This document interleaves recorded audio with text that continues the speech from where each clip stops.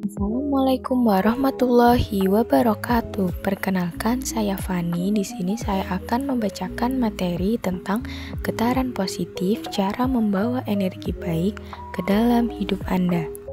Setiap orang ingin menjalani hidup yang bahagia, damai, dan penuh makna.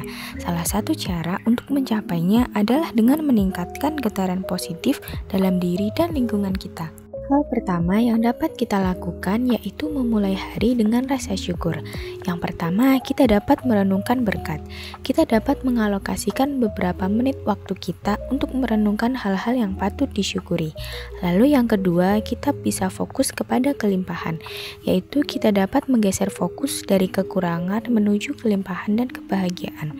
Lalu yang ketiga, kita bisa menyalurkan energi positif. Kita bisa memperbaiki suasana hati dan memberi energi positif kepada diri kita sendiri sejak pagi. Lalu yang ketiga, ada berpikir positif dan menjaga pola pikir yang baik. Yang pertama, seperti kekuatan pikiran. Pikiran memiliki kekuatan besar dalam membentuk realitas kita.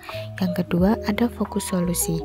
Kita dapat berfokus pada solusi dan tetap optimis di tengah tantangan. Lalu yang ketiga, ada afirmasi positif. Kita dapat menggunakan afirmasi positif untuk menguatkan diri kita. Lalu yang keempat, ada berkumpul dengan orang-orang yang membawa energi positif. Ada 3 hal yang dapat kita perhatikan. Yang pertama adalah lingkungan sosial, karena lingkungan sosial ini sangat berpengaruh terhadap energi yang kita rasakan.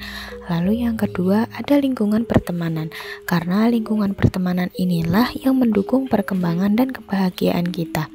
Lalu yang ketiga, kita harus menghindari hubungan yang negatif, karena hubungan yang negatif atau yang terlalu kritis bisa menguras energi kita.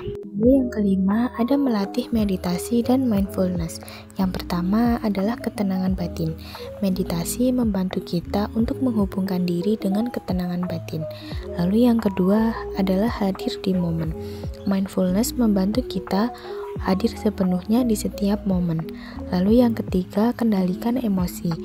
Menjadi lebih sabar akan emosi negatif dan mengendalikannya dengan baik.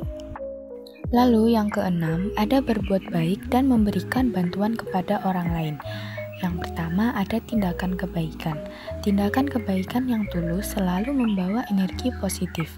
Yang kedua, kebahagiaan kembali.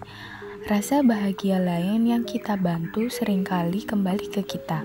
Lalu yang ketiga ada empati. Memupuk empati dan menjadi pribadi yang penuh kasih dan dermawan. Lalu yang ketujuh, ada menjaga kesehatan tubuh. Hal pertama yang dapat dilakukan untuk menjaga kesehatan tubuh yaitu olahraga. Olahraga dapat membantu tubuh kita agar tetap bugar dan meningkatkan perasaan positif. Yang kedua adalah tidur yang cukup.